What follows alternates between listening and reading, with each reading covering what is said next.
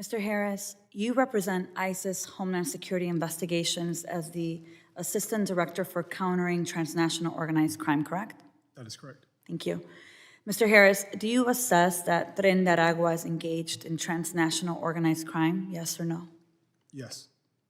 Mr. Harris, is HSI responsible for investigating Tren de Aragua, which includes collecting and providing intelligence about who is and is not a gang member for ICE enforcement and removal operations? Yes, we do investigate Delia Ramirez. Okay, and yes or no, are the tattoos part of that assessment? It can be. Okay. So I want to ask you a few questions. These are some real-life examples. If someone has a tattoo with hands praying, are they a gang member, yes or no? I have to know more about that Okay. than just a tattoo. So let me ask you then another question. What about someone with an autism awareness tattoo? Are they a gang member? I would have to know more about the situation than just a tattoo. I would also agree with that. So let me ask you a question. What about a crown tattoo? Yes or no? A crown with a soccer ball? Same thing. I would not have to know more about the situation.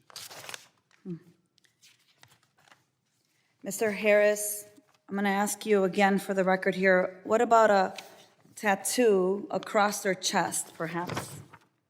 I would have to know more about the situation. Our Secretary of Defense, Pete Hegseth, here. Okay. Mr. Harris, are you aware of any instances in which relying on tattoos has resulted in wrongful ICE arrests or deportations? Are you aware? I oversee transnational organized crime as far as deportations or removals. So you're not aware? I'm not. Well, thank you, Mr. Harris. Well, according to several resources, including an occasion, the administration has demonstrated that they have not done enough research and investigation. In addition to Andre Hernandez Romero's gang tattoos, they said, of his parents' name with crowns, Neri Alvarado Borges had a colorful tattoo of an autism awareness ribbon for his 15-year-old brother. Jersey Reyes Barrios had a tattoo of a soccer ball with a crown, a tribute to the logo of his favorite soccer team, Real Madrid from Spain. And like them, there were so many more. I just showed you a number of them. DHS has wrongfully detained and deported immigrants and asylum seekers, all based on arbitrary point system that DHS has created. They call it the Alien Enemy Validation Guide. Having a tattoo accounted for 4 points of the 8 needed deemed deportable. Their point system reflects a long legacy of using arbitrary criteria of predefined characteristics to profile, criminalize, marginalize, and punish. The HS tattoo system reflects the same racist, arbitrary, ignorant activities of this administration's forebears. We make court decisions about the freedom of Black people based on hair. In Hudgens versus Rights, hair was determined to reveal Black identity more than skin color. We targeted children in indigenous communities who were native cultural attire and sent them to boarding schools. We said anyone with long hair in the 60s was a radical and a communist. We identified gang members using baggy clothes, specific color combinations, and certain hat positioning in the 90s.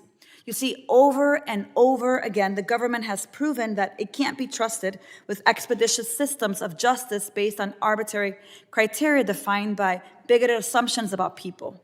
Each of these arbitrary systems end up reflecting the worst of our biases.